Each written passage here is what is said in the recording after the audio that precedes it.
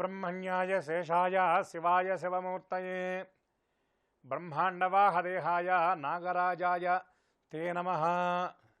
శ్రీ మహాగణాధిపతయే నమః. ఐం మహాసరస్వత్యై నమః.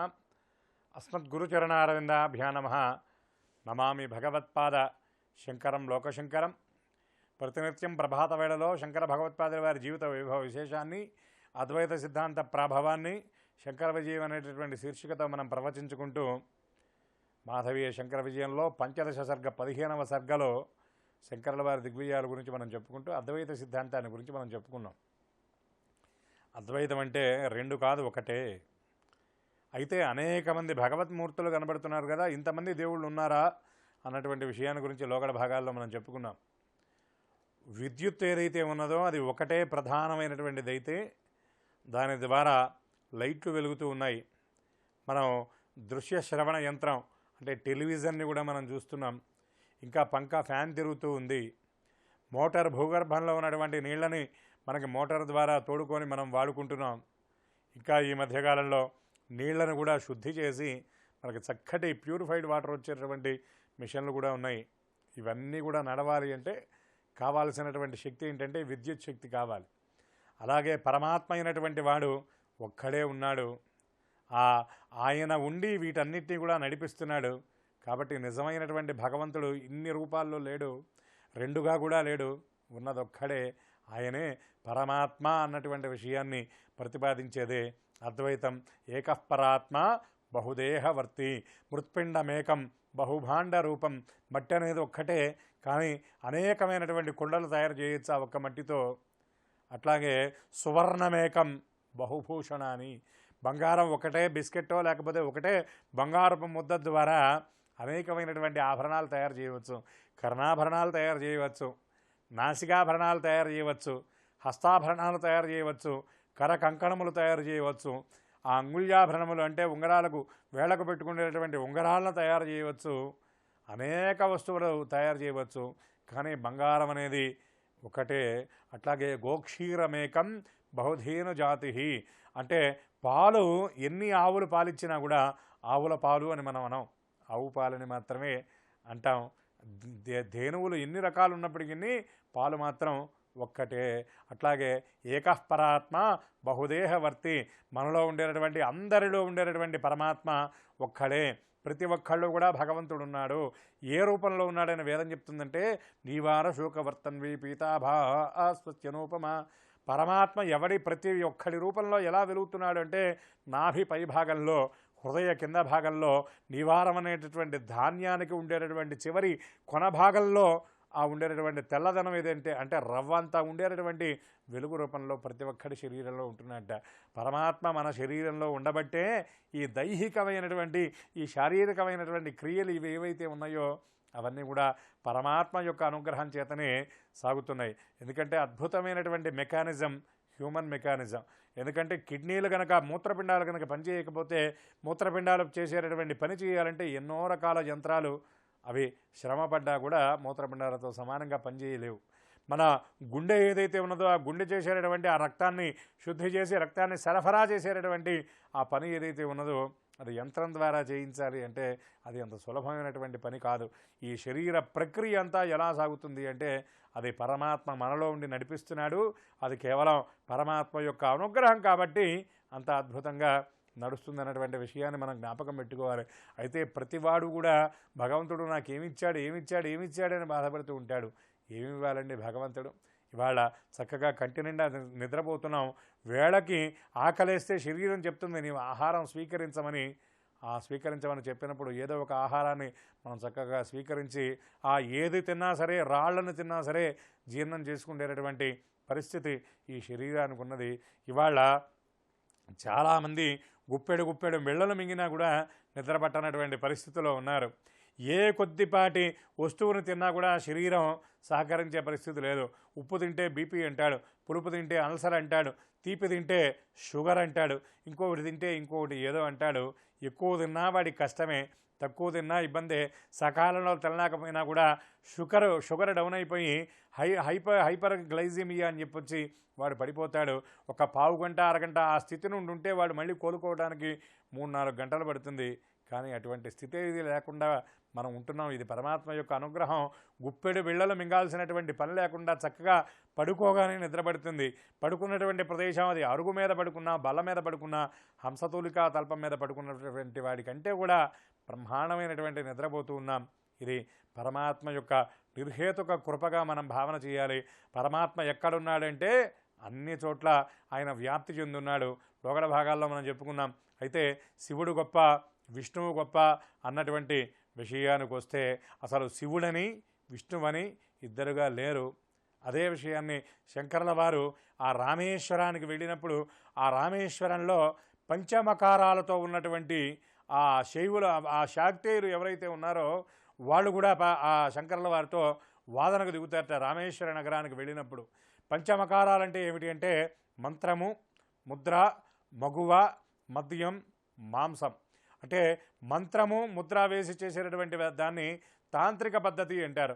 ఎందుకంటే భగవంతుడికి చేసేటటువంటి పూజల్లో 2 రకాల విధానాలు ఉన్నాయి. మూడు గుణాలుగా కూడా మనం చెప్పుకోవచ్చు. సాత్వికమైనటువంటి ఆరాధన, తామసికమైనటువంటి ఆరాధన, రాజసికమైనటువంటి ఆరాధన. ఇంకా అమ్మవారిని ఆరాధించేటటువంటి విధానంలో 2 రకాల విధానాలు చెప్పబడ్డాయి. ఒకటి ఆ వామాచార విధానం, రెండవది దక్షిణాచార విధానం. వామాచార విధానంలో అమ్మవారికి అర్చన చేసేటటువంటి వాళ్ళు శాక్తేయులు రామేశ్వరంలో ఉన్నారు. వాళ్ళకి 5 కావాలి. ఏమిటి 5 ఉన్నాయి వాళ్ళ దగ్గర. ఏమిటా 5 అంటే మంత్రం ఉన్నది. ఆ మంత్రం సాత్వికమైనటువంటి మంత్రం కాదు, తామసికమైనటువంటి మంత్రం. అట్లాగే ముద్రలు అంటే తాంత్రికమైనటువంటి విధానంలో తంత్రం ద్వారా అమ్మవారికి అర్చన చేస్తారు, అది ముద్ర. రెండవదైతే మద్యాన్ని సేవించి మద్యాన్ని అమ్మవారికి నివేదన చేస్తారు. మూడవది మగువ, శారీరక సుఖాన్ని వాళ్ళు అనుభవిస్తారు. తర్వాతది మాంసం, ఆ మాంసాన్ని కూడా వాళ్ళు భక్షించి అమ్మవారికి మాంసాన్ని నివేదన చేస్తారు.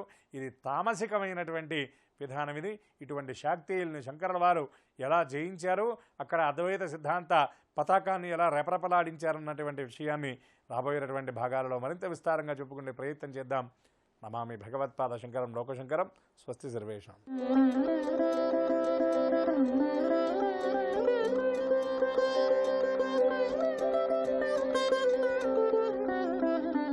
ఓం శ్రీకృష్ణ పరబ్రహ్మణే నమః.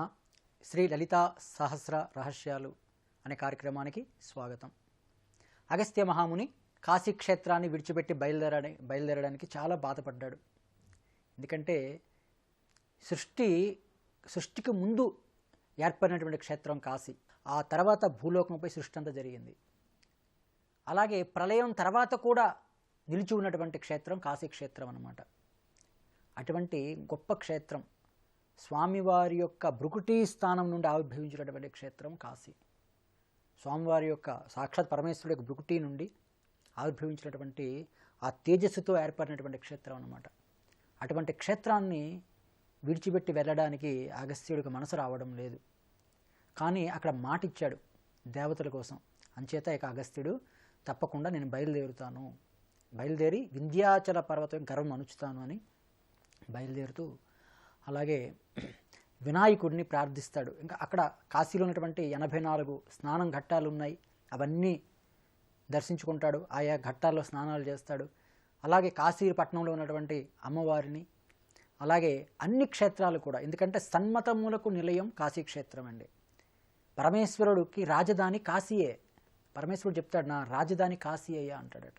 పరమేశ్వరుడు ఎప్పుడు కూడా కాశీలో ఉంటాడు. అటువంటి గొప్ప క్షేత్రం అది.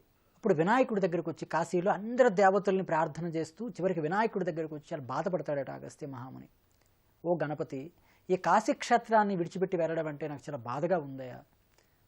కాబట్టి కాశీ క్షేత్రానికి విడిచిపెట్టి వెళ్ళాల్సినటువంటి పరిస్థితి నాకు ఎందుకు ఏర్పడింది అంటే, అప్పుడు గణపతి చెప్పడం జరిగింది, నాయన నువ్వు మహాత్ముడివి, మహాపుణ్యాత్ముడివి, మా తండ్రి గారైనటువంటి పరమేశ్వరుడితో సమమైనటువంటి శక్తి కలిగినటువంటి వాడివి. కానీ ఒకనాడు చిన్న తప్పిదం చేశావు నువ్వు. ఏమిటా తప్పిదం అంటే, అష్టమి నాడు కాలభైరవుడిని నువ్వు ధ్యానించలేదు. ఎందుకంటే కాశీలో అష్టమి నాడు కాలభైరవుడిని ధ్యానించకపోవడం వలన చిన్న దోషం ఏర్పడిందయా అని చెప్తాడు. అంటే అలాగనే కాలభైరవుడి దగ్గరికి వెళ్ళనవసరం లేదట. అష్టమి నాడు ఒక్కసారి కాలభైరవుడిని స్మరించుకుంటే చాలట, ఆ పుణ్యం మనకు ప్రాప్తిస్తుంది. కానీ నువ్వు నిరంతర శివరాత్రుల్లో ఉంటే అష్టమి నాడు కాలభైరవుడిని విస్మరించావు, అందుకే చిన్న దోషం ఏర్పడింది అంటారు. మరి ఆయన ఒకటే కదండి, మరి ఆ కాలభైరవుడు శివుడు ఒకటే కదా అన్నప్పటికి కూడా కొన్ని క్షేత్ర నియమాలు అట్లా ఉంటాయి. ఆ తర్వాత గణపతి చెప్పడం జరిగింది, నాయన అగస్త్య మహాముని చూసి, అయినా ఎందుకు బాధపడతావు కాశీని విడిచిపెట్టి వెళ్ళడానికి, నీలోనే ఉంది కదయ్యా కాశీ అంటాడు. ఎందుకంటే మన శరీరంలోనే 12 జ్యోతిర్లింగాలు ఉంటాయి. మన శిరస్సులోనే శ్రీశైల క్షేత్రం ఉంటుందట. అందుకే ఉదయాన్నే మనం ఒక్కసారి మన శిరస్సుపై చేయి పెట్టుకొని ఒక్కసారి ఆ మల్లికార్జునుని ధ్యానించుకుంటే చాలు, ఇక్కడికి వస్తుంది శ్రీశైల క్షేత్రం శిరస్సులోనే.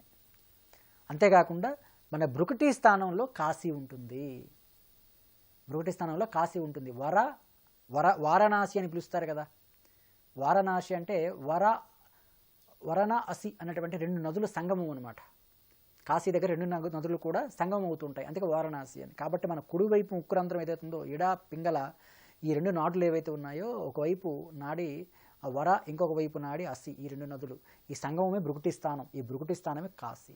అందుకే మన ప్రాతకాలంలో ఒకసారి భృకుటి స్థానంపై మనం ఇలా చేయి పెట్టుకొని ఒకసారి ఓం నమః శివాయ, ఓం నమః శివాయ, ఓం నమః శివాయ అని 3 సార్లు స్మరించుకుంటే చాలు, ఆ కాశీ క్షేత్రం ఈ భృకుటి స్థానంలో నిలయమై ఉంటుందన్నమాట.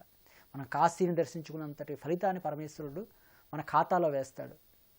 ఇక ఉజ్జయిని క్షేత్రం మన హృదయ స్థానంలో ఉంటుంది. మనం ఒకసారి హృదయంపై చేయి వేసుకొని ఒకసారి మహాకాల మహాకాల మహాకాల అనుకుంటే చాలు, హృదయ స్థానంలోకి ఉజ్జయిని జ్యోతిర్లింగం, మహాకాల జ్యోతిర్లింగం ఇక్కడ ప్రవేశిస్తుంది. ఈ 3 చేసి మన శరీరంపై విభూతి పూసుకున్నాయి, ఓం నమః శివాయ అని చెప్పి మనం ఒక 11 సార్లు విభూతి అంటే 11 సార్లు నామాన్ని స్మరించుకున్నాం అనుకోండి ఆ మంత్రాన్ని, ఇక మిగతా 9 ద్వాదశ జ్యోతిర్లింగాలు కూడా మన శరీరంలోనికి చేరిపోతాయట. కాబట్టి మన శరీరం అనేటువంటిది 12 జ్యోతిర్లింగాల నిలయం ఇది అని ఇంత జ్ఞానాన్నంతా బోధిస్తాడు గణపతి అగస్త్యుడికి. అగస్త్యుడికి తెలియదని కాదు ఈ జ్ఞానం అంతా, కాకపోతే అగస్త్యుడికి చెబుతున్న నెపంతో మొత్తం మనుష్య కోటికి తెలియజేసే ఉద్దేశంతో గణపతి ఇదని చెప్పడం జరిగింది. కాశీఖండంలో కూడా ఈ విషయాలన్నీ కూడా లోపాముద్రకు చెబుతాడు అగస్త్య మహాముని. కాశీ అనేది మనలోనే ఉంది అనేది. కాబట్టి కాశీని మనలోనే దర్శించుకోవచ్చు. మన భృకుటి స్థానంలో కాశీ మహాక్షేత్రం ఉంటుంది. మన దేహో దేవాలయం ప్రోక్త జీవో దేవ సనాతన అంటారు. ఈ దేహమే ఒక దేవాలయం మనం. కాబట్టి ఇందులోనే మనం పరమేశ్వరుని దర్శించుకోవచ్చు. ఇక బయలుదేరాడు అగస్త్యుడు. ఇక లోపాముద్ర సహితుడై, తన భార్య అయినటువంటి లోపాముద్ర సహితుడై ఇక వింధ్యాచల పర్వత శ్రేణులకి చేరుకుంటాడు. అప్పుడు వింధ్యుడు చూశాడు, ఎవరు వస్తున్న వాళ్ళు ఎవరు? పొట్టివాడు అగస్త్యుడు. పొట్టివాడు అంటే గట్టివాడు, ఆయన సామాన్యుడు కాదు. అటువంటి అగస్త్యుడు వస్తుండగానే చూశాడు. ఈ వింధ్యుడు చూసి ఒక్కసారి ఇలా వంగి సాష్టంగ దండ ప్రమాణాలు చేశాడు. ఎందుకంటే మహాత్ములు కనిపించగానే సాష్టంగ దండ ప్రమాణాలు చేయాలి. అందుకే తద్విద్ది ప్రణిపాతేన పరిప్రశ్నేన సేవయా ఉపదేక్షంతితే జ్ఞానం జ్ఞానినో తత్వదర్శిన అన్నారు కదా. కాబట్టి ప్రణిపాతం చేయాలి పెద్దలు కనబడగానే. అటువంటి సంస్కారం మనకు ఉండాలి. అటువంటి సంస్కారం ఉంది వింధ్యుడికి.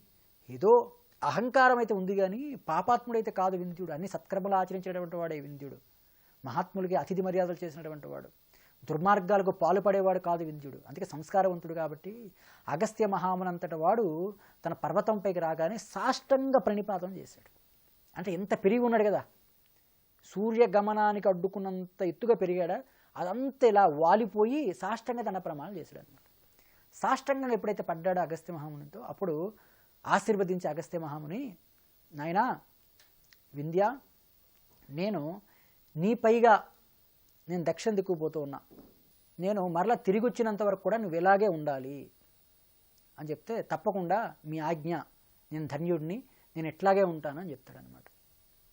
అంచేత అంత ప్రియమైనటువంటి వింధ్యుడు అలా అగస్త్యుడి కోసం అలా శాస్త్రంగా దండ ప్రమాణాలు చేస్తూ అలా వాలి ఉండిపోయాడు అనమాట. అట్లా తర్వాత ఏం జరిగిందనేది తదుపరి భాగంలో తెలుసుకునే ప్రయత్నం చేద్దాం.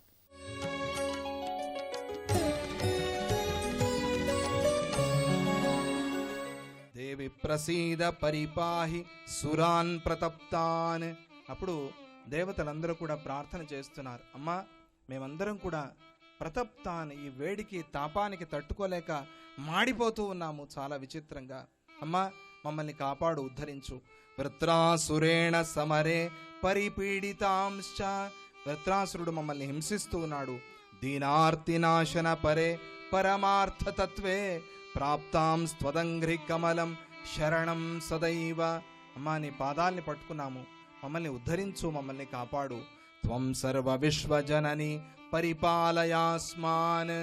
అమ్మా, ఈ ప్రపంచం అంతా కూడా నీదే అని చెప్తున్నారు కదా, నువ్వే ఈ సమస్త సృష్టికి తల్లి అంటున్నారు కదా, మరి మమ్మల్ని ఎందుకు నువ్వు కాపాడువు?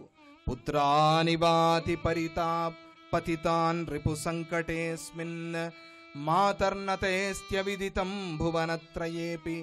అమ్మా, నీకు తెలియంది ఏదీ లేదు ప్రపంచంలో, అంతా తెలుసు. మేమెందుకు ప్రార్థన చేస్తున్నామో నీకు తెలుసు. కస్మాదుపేక్షసి సురానసుర ప్రతప్తాన్. మమ్మల్ని ఉపేక్ష చేయకు అమ్మా, మమ్మల్ని కాపాడు, మమ్మల్ని ఉద్ధరించు, ఈ కష్టం నుంచి మమ్మల్ని బయటపడేసేయి అని ప్రార్థన చేశారు. ఒకరోజు సంధ్యా సమయంలో ఇంద్రుడు వృత్రుడికి తెలియకుండా శ్రీహరిని, జగదంబను ప్రార్థించాడు. శ్రీహరి వజ్రాయుధంలోకి ప్రవేశించాడు.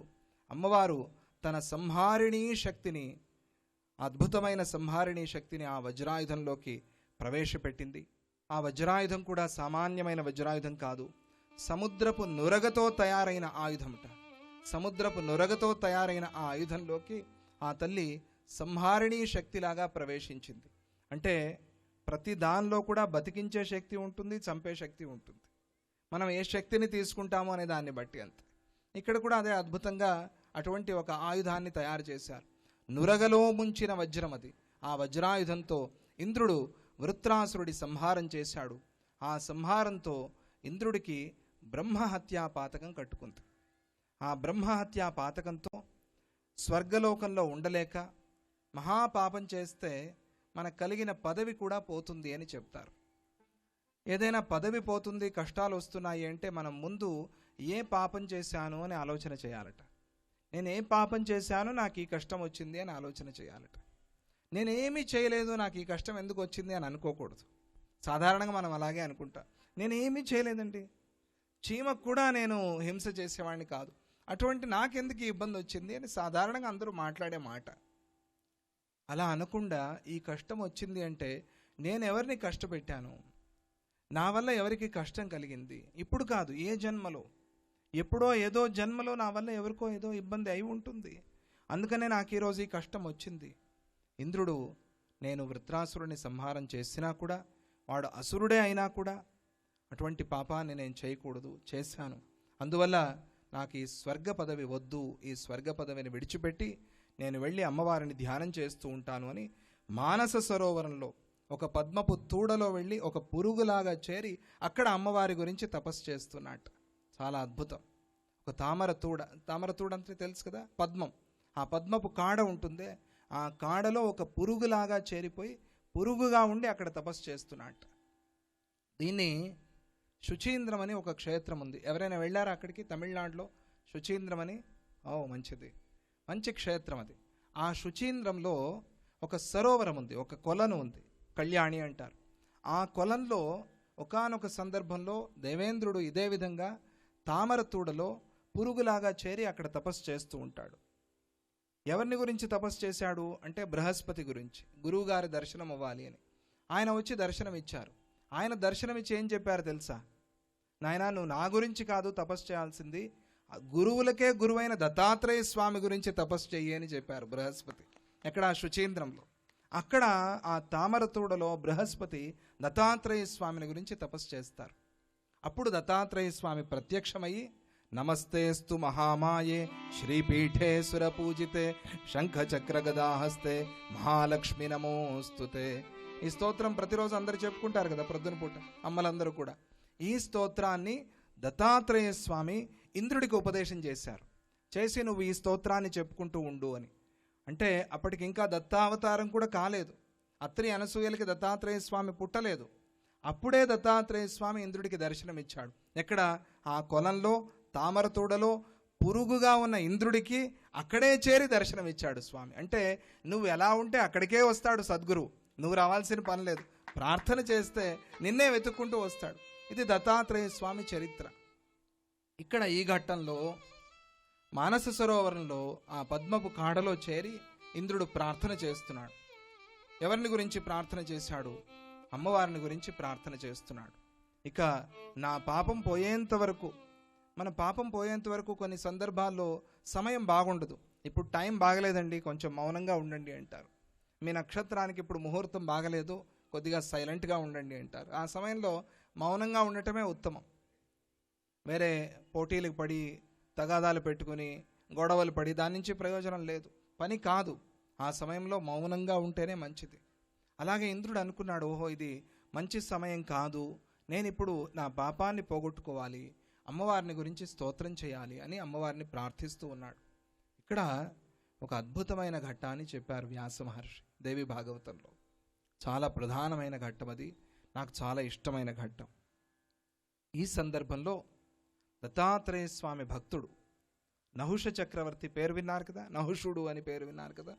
ఆ నహుషుడు ఎంత పుణ్యం చేశాడు అంటే నేరుగా ఇంద్ర పదవికి వెళ్ళి కూర్చున్నాడు. శరీరాన్ని చాలించినవాడు నేరుగా ఆ జీవుడు వెళ్ళి ఏమయ్యాడు, ఇంద్రుడైపోయాడు. ఇక్కడ అప్పుడు ఇంద్రుడు లేడు, స్వర్గాన్ని విడిచిపెట్టి మానస సరోవరానికి వెళ్ళిపోయాడు. ఆ పదవి ఖాళీగా ఉంది, అక్కడ ఎవరైనా కూర్చోవాలి. ఎవరిని కూర్చోబెట్టాలి?